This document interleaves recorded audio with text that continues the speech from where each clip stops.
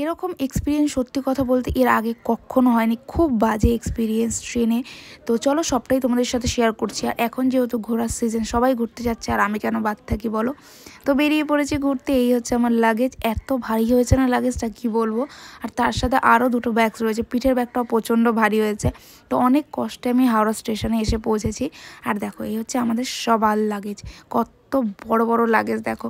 হ্যাঁ, যেহেতু ঠান্ডার জায়গাতে যাচ্ছি ওর জন্য লাগেজগুলো একটু বড় হয়েছে, আর অনেকটা দিনের জন্য যাচ্ছি ওর জন্য আরও বেশি। আর এই যে ওপরে ব্যাগগুলো দেখছো, এগুলোতে সব খাবার। তো এখানে আমরা ট্রেনের জন্য অপেক্ষা করছি, ট্রেন কখন দেবে।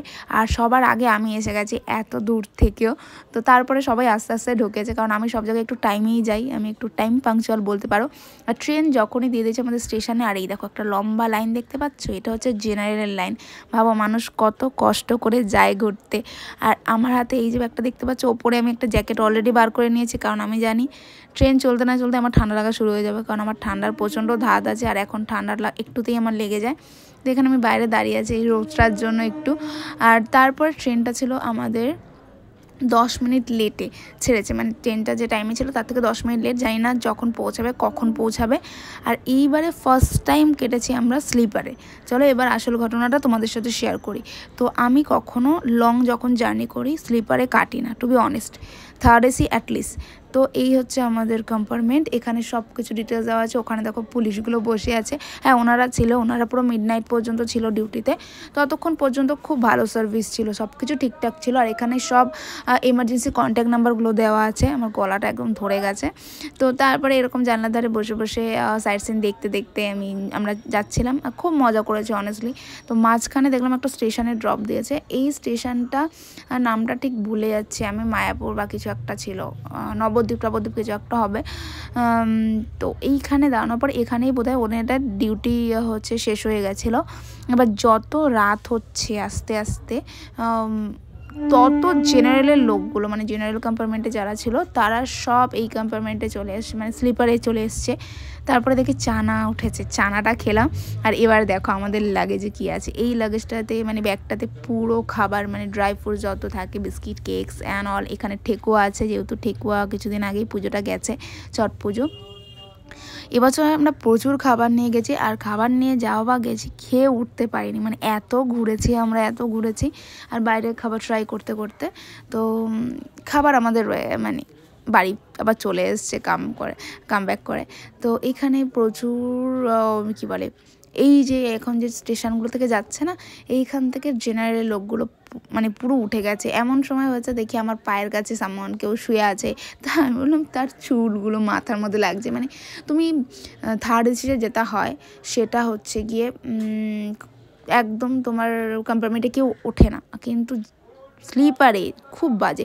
আমি এটুকুই তোমাদের সাজেস্ট করব যে স্লিপারে যখন মেয়েরা বা ফ্যামিলি বেশি ফিমেল মেম্বার থাকবে, স্লিপার একদমই যেও না, কারণ স্লিপার খুবই বাজে কন্ডিশান হয়ে যায় একটা টাইমের পর। হ্যাঁ, তারপরে আবার আরপিএফ এসে একজন কল করেছিল, ওই যে নাম্বারগুলো তোমাদের প্রথমেই দেখালাম, ওই নাম্বারগুলোতে কল করেছিল। তারপরে এসে আরপিএফ আবার ওনাদেরকে বার করে দেয়।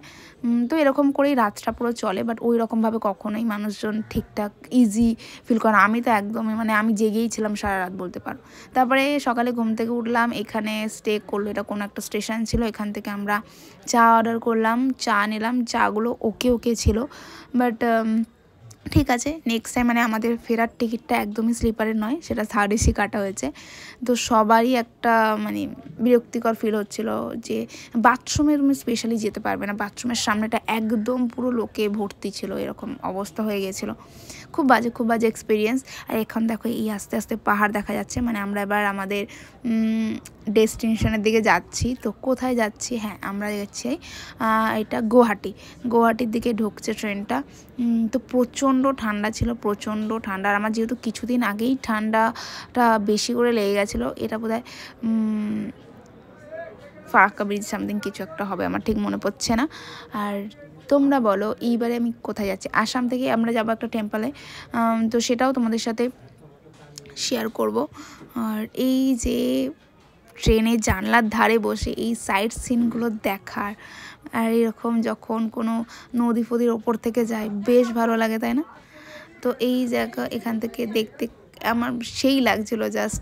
আর আমি জানলার পাশে, আমি যেখানেই যাই জানলার পাশে আমি সবসময় বসি, সেটা বাস হোক ট্রেন হোক হোয়াটএভার, আমার জানলার পাশে বসতে বেশ ভালো লাগে। মানে আস্তে আস্তে এবারে আমাদের ট্রেনটা গুয়াহাটির দিকে ঢুকছে। আর এখানে দেখো মানে আমি জানি না কী হচ্ছিলো, তো আস্তে আস্তে গুয়াহাটির দিকে ঢুকছে। আর আমার বেশ ভালো লাগছিলো, কারণ আমি প্রচণ্ড পাহাড় ভালোবাসি। আর আমার মতো কারা কারা পাহাড় ভালোবাসে সেটা বলো। আর এখান থেকে যখন ট্রেনটা এই যে গুয়াহাটিতে ঢুকছে, সেটা একটা আলাদাই ভাইবস। দেখো কত জিনিস মানুষের এই প্রান্ত থেকে ওই প্রান্তে চলে যায়। তো ফাইনালি এখানে নেমে গেছি। তারপরে আমরা যাব একটু ওয়াশরুমের দিকে। সত্যি কথা বলছি, ওয়াশরুম ওয়েটিং রুম যেটাই বলো, এখানে প্রচণ্ড পরিষ্কার। আর আমি তো সবসময় ফটো তুলতে বেশি পছন্দ করি। তারপরে এখান থেকে ওয়াশরুমটা চলো তোমাদের দেখাই। এটা হচ্ছে ওয়াশরুম, 10 রুপিস পার পারসন। আর এটা দেখো, এখানে তুমি ওয়েটও করতে পারবে, তুমি ফ্রেশ হতে পারবে। আর এখানে আমরা প্রায় ম্যাক্সিমাম 10-15 মিনিট মতো ওয়েট করেছি, ফ্রেশ হয়েছে সবাই সবার মতো করে। চলো এবার বাইরের দিকে যাওয়া যাক। আর এই দেখো আমাদের ফ্ল্যাগ দেখলে একটা আলাদাই শান্তি কাজ করে। এখানে আমাদের গাড়ি দাঁড়িয়েছিল, তো ওই গাড়িটাকে খোঁজার চেষ্টা চলছে এখন সবাই মিলে। আর এটা হচ্ছে গুয়াহাটি স্টেশনের বাইরেটা, কতটা সুন্দর তাই না, একদম পুরো খুব সুন্দর গোছানো। আর তারপরে দেখো এই দেখো একটা ট্রেন এখানে এ করে রেখেছে, এখানে সবাই ফটো তুলছিল, খুব সুন্দর, একদম পুরো ঝা চকচকে প্ল্যাটফর্ম বলতে পারো। এই যে হচ্ছে আমাদের গাড়ি চলে এসেছে। এবার এখান থেকে যাব আমরা তোমার কামাখ্যা মন্দিরে আজকে যাওয়ার কথা ছিল না, আসার দিনে যাওয়ার কথা ছিল, কিন্তু ড্রাইভারের যে আমরা সেট আপটা করেছিলাম উনি বললো না আজকেরই ঘুরে যেতে হবে, কারণ তোমরা যেদিনকে ফিরবো ওদিনকে আমাদের রাতের ট্রেন আছে, তো ওর জন্য বললো ওদিনকে প্রবলেম হয়ে যাবে, তো আজকেরই তোমরা ঘুরে যাও। তো ওই কারণে আজকেরই ঘোরা। আর এই যে পাহাড়ের রাস্তা শুরু মানে এই রকম আঁকাবাঁকা রাস্তা। সত্যি কথা বলতে আমি অনেক দিন পরে এরকম ট্রাভেল করছি, আর অনেকটা যেহেতু ট্রাভেল করছি, জানি না আমরা যে এই কামাখ্যা মন্দির থেকে যেখানে যাব মেন লোকেশানে মানে কটেজে, সেইখানে 300 কিলোমিটার, 300 না 340 কিলোমিটার তোমার জার্নি আছে বাই কার। জানি না কতটা কী হবে, কারণ অনেক দিন পরে এতটা লং জার্নি করব। ভিডিও যদি করতে পারি অনেস্টলি করব, আর যদি মনে করো যে একদম ভমিটিং করে শরীর খারাপ হয়ে গেছে তাহলে তো ভিডিও করব না। তোমাদের একদম স্পটটাই তাহলে কালকে সকালে দেখাবো। আমাদের যেহেতু ব্যাক টু ব্যাক প্ল্যান রয়েছে আর ব্যাক টু ব্যাক জার্নি রয়েছে, জানি না কতটা কী হবে, হোপ ফর দ্য বেস্ট।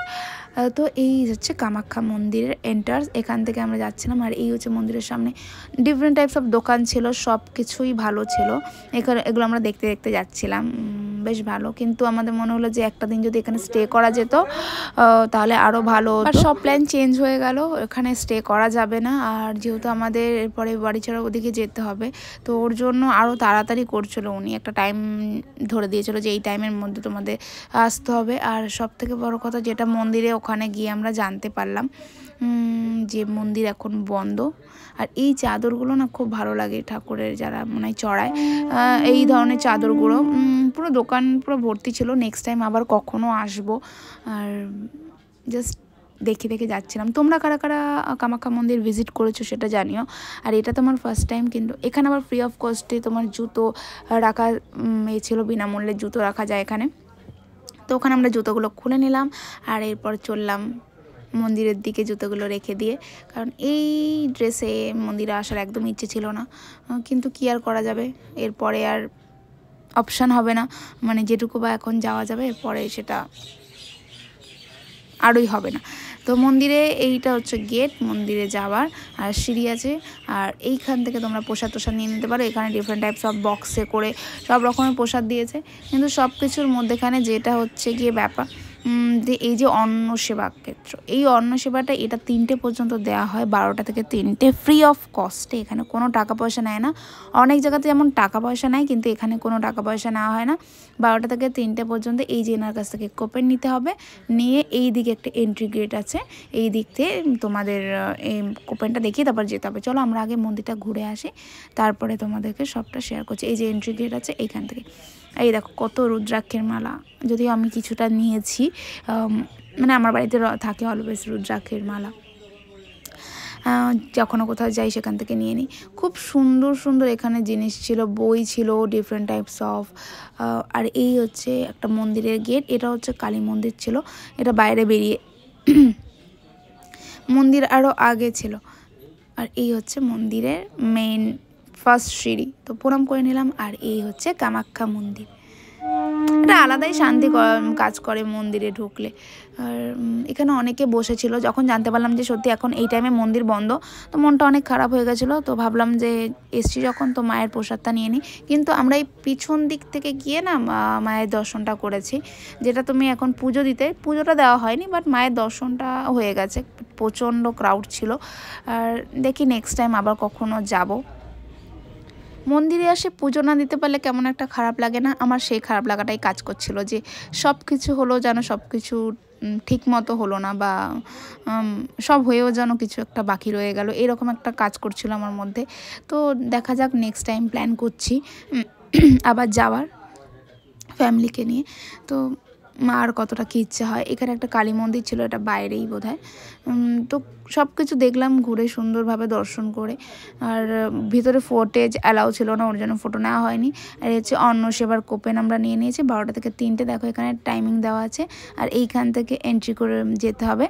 গিয়ে তুমি তোমার নিজের কোপেন নিজে নেবে, আর নিজের কোপেনটা ওখানে দেখিয়ে নিজে এখান থেকে থালা রিসিভ করতে হবে। থালা নিয়ে তোমাকে নিজে হাতেই সবটা করতে হবে, শুধু ওখান থেকে ওরা খাবারটা দিয়ে দেবে। আর খাবারটা কী ছিল চলো তোমাদের সাথে শেয়ার করি। প্রচণ্ড ভিড় ছিল। আর মেয়েদের সেকশান আলাদা, ছেলেদের সেকশান আলাদা, আলাদা আলাদা জায়গায় বসিয়ে বসিয়ে খাওয়াচ্ছিলো। এমন নয় যে মেয়ে ছেলে এক জায়গায়।